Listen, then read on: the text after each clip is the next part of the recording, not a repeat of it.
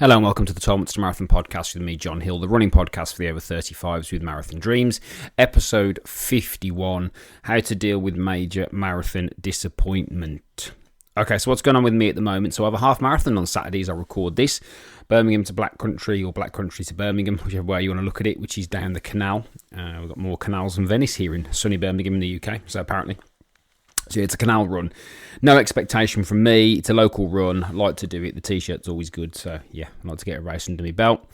Then it's Great North Run in September, which is another half marathon, quite a famous one here in the UK. So I'm very privileged to be able to do that. And then we go on to High Rocks in October, which is the big goal, to be honest, for me this year now, to be able to do that in a time that I want. So High Rocks is the big goal because that's a real challenge for me. So yeah, that's what's going on. Now, a few people have actually asked me to do this podcast because as I record this, the London Marathon ballot results have just come out. I did not get in, surprisingly. Funny enough, someone in my coaching program did. So I know two people that did. A husband of somebody that I work with in another program, and one of the ladies in my coaching program has got into the London Marathon, which is awesome. So a few people have asked me to do this podcast because I'll give you some background. So what I've noticed is that sometimes people hang their hat on a major marathon. Now, obviously, I'm in the UK here. I know we've got listeners all over the world, but I'm in the UK here. So London is the iconic one here.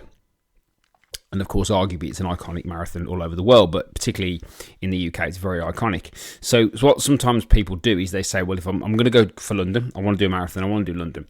And then if they don't get into London, they then get really disappointed, which is fine. But the problem is they then say, well, I'm never doing a marathon ever again. And that's really what I want to talk about today. And then talk about some other marathons that either I've done or I've heard that I'd recommend looking into if you've had that disappointment. So let's talk about the disappointment first. Now, whilst the big marathons are fantastic events, lots of people, very well supported, iconic. I've been very fortunate to do the London Marathon twice. And one of the reasons why I wanted to do it the first time was because that I always wanted to be in a conversation where somebody could say, oh, the London Marathon, and I could say, well, I've done that. And it was a big thing for me to be able to do that. Irrespective at the time, funnily enough, when I did the London Marathon, I wasn't really into running that much. I'd done a half marathon, I did bits, but I wasn't like I am now. So it was quite interesting why I did that. So it's easy to get caught up with the big marathons and want to do the big ones. Now, some people are very fortunate and they can just knock the majors out, the 6 or 7 now, as they are, and do that. But for a lot of people, they feel that their shot at a big marathon is done if they don't get into a ballot or a lottery or whatever the word you want to use for a big marathon or a major marathon by you. So my advice is not to let that disappoint you, because of course these are fantastic events, very well supported, a lot of hype, a lot of prestige, but they also carry a lot of pressure as well. And there's a big expectation because, particularly, again, I'm going to talk about London a lot because it's in the UK where I'm here, and I know a lot of people who've done it, including myself. There's a lot of pressure attached to it because it's almost like if you enter it, you have to do it. Which, of course, is ironic for a lot of people because many people enter the ballot on a whim and they're the ones that normally get in and then are quite shocked because it's like, well, I've got to go and do this thing. So I do think a big marathon does carry an extra bit of pressure and an extra bit of expectation. So there is that. So there are some drawbacks from it. And also, as well, like I said, a lot of people would expect you to go and do it because the places are very precious. Now, I only know the numbers for London again because I'm here in the UK. So I think 1.1 million people entered. Now, I don't know the exact figure, but it's something like 15 to 20,000 people of that 1.1 million that enter the ballot get into the marathon itself. So it's very, very hard to get into, and it's going to be even harder to get into moving forward. So we have to consider that and we have to look at that. So that's what we're talking about there on that side. So just be a little bit careful that you don't hang your hat on one of the major ones when there are other marathons that you could do which don't carry the expectation and don't carry the pressure. Like, let's start off with, so if you're here in the UK or if you can travel to the UK easily, I did the Great Welsh Marathon in March, which was my last marathon. That was in South West Wales, right on the coast. Beautiful scenery, very well organised. And it was a small one. I mean, I think there was something. I mean, there was a half and a 10k as well. There was a half as well. There might have been a 10k, but there was definitely a half. And there was only about 700 to 1,000 people doing it, which is very small. Yeah, but it was a fantastic run. It was a pleasant area, pleasant conditions. So I actually quite enjoyed that, and that was a bit because I did London Marathon the year before. London Marathon was my previous one. It was a bit of a change, but these are really good runs, and I think we shouldn't just dismiss runs because they're not massive events. I mean, this one wasn't even that well supported because, of course, you're running down a coastal path. So only when you got to the coastal towns did you have a bit more extra support. So what I would say is if you want to cut your teeth doing a smaller marathon first, that's fine because you haven't got the expectation. Also, another marathon at a different location, the actual pressure of not having a crowd, the pressure of having a crowd could be a problem, say, in London or Manchester or the bigger ones, but actually you might find that it's a lot easier for you to not have a crowd there. So that's a consideration as well. So what I'm going to do, let me go through some of the ones that I would recommend. So firstly, the ones that I've done that I would recommend. So I've done 15 marathons as I sit here. So I've done Manchester 4 times. I would recommend Manchester. It is getting bigger. A lot of participants. That's sold out as well. Very well supported, but it doesn't necessarily have the same. It's not got the same aura as London because it's just not the London Marathon, but it is very big and it is very well supported. The one benefit of doing Manchester aside from this year, 2025, as I record this, is usually you get the weather. This year, it was a hot day here in the UK, and both marathons suffered from that. Obviously, London is a lot hotter because one of the things that I've found with London is that London is a lot warmer anyway, particularly when you get into the city, just because of all the people and the buildings and so on and so forth. So Manchester is a good one as a secondary to London. It's getting quite difficult to get into, but it is easier to get into because you can just enter. So I've done Manchester 4 times. That's where I did my fastest time. The course is good, and it's very well supported without necessarily the added pressure of it being London. So that's a good one. The Welsh one I've mentioned, that was a good one if you can get there. It's a bit out of the way, of course.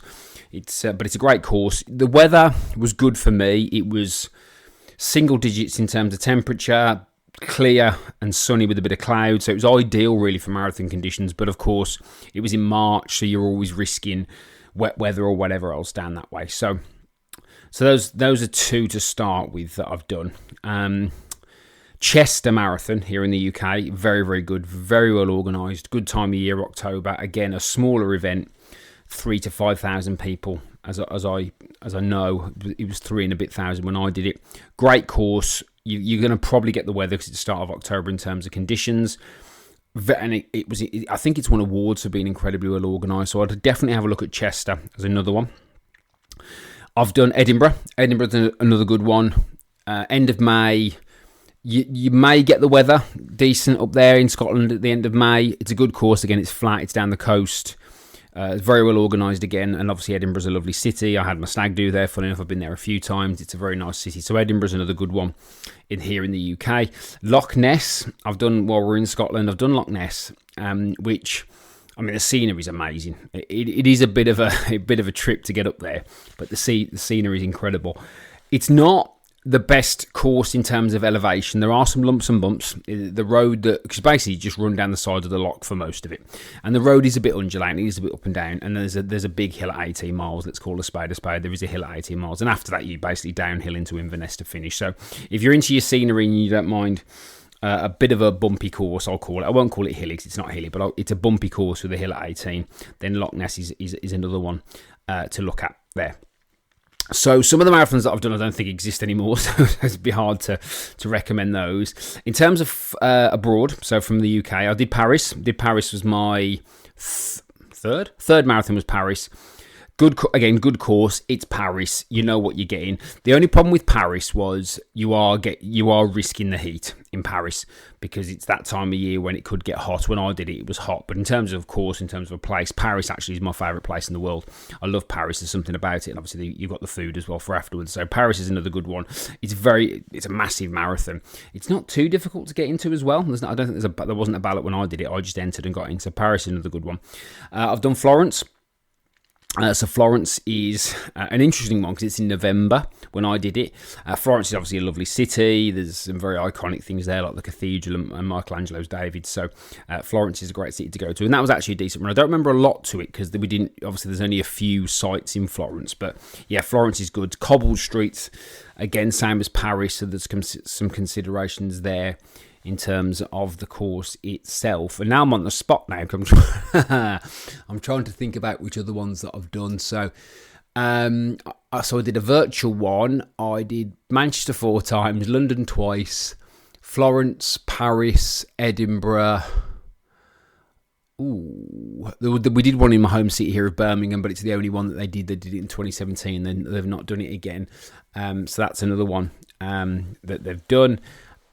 So I would probably, here in the UK, if you haven't got into London and you haven't got into Manchester, you didn't want to do Manchester, I would probably look at Chester next because we're going into the autumn. If you're doing one this year, you want to do one this year, I'd probably look at Chester.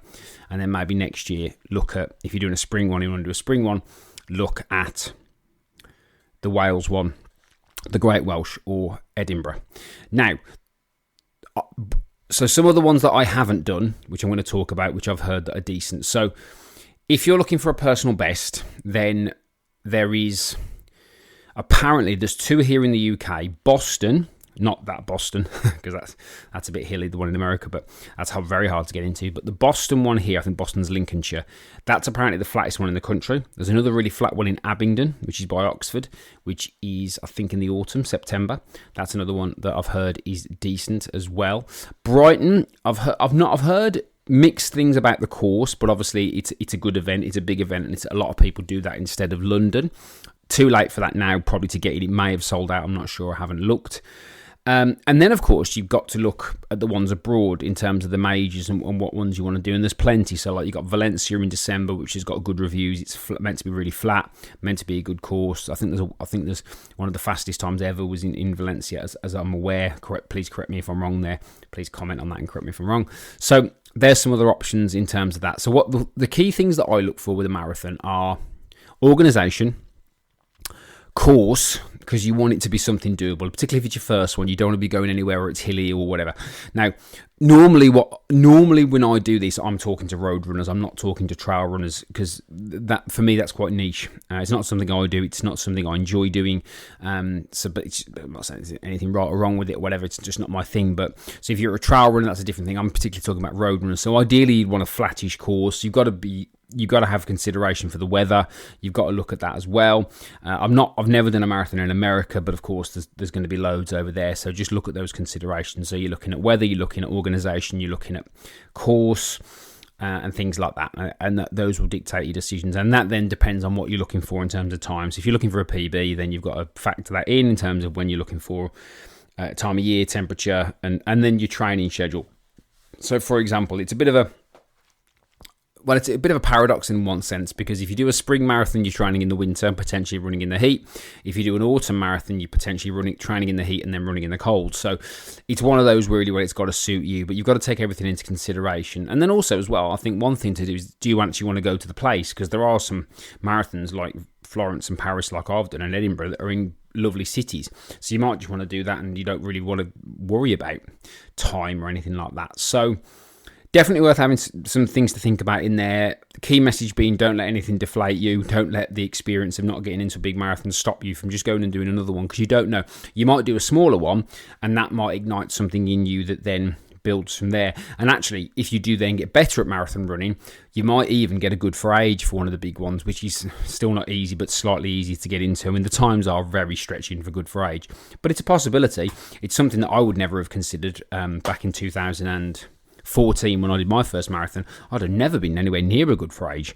So it took me quite a few years to get in a place where I could do it. So hopefully that helps. Don't give up. Make sure that you know, if you have got the itch inside you just to do a marathon, you go and do one. And if you want any guidance or help or any questions, feel free to drop over Instagram, 12 Months to Marathon. Drop me a follow. Don't forget, as always, to follow this podcast or subscribe to it wherever you get your podcasts from. I would appreciate it. The star ratings, particularly on Spotify, are very, very helpful. So if you can give me a positive review, I'd really, really appreciate it. And if you could share this podcast with friends or anyone in the running community that you feel will benefit from it. And again, if you want to ask me any questions or get your daily content for free, all you need to do is hop over to Instagram at 12 Months to Marathon and follow me over there. So thank you very much for listening as always. I appreciate it, and I'll speak to you all very soon indeed.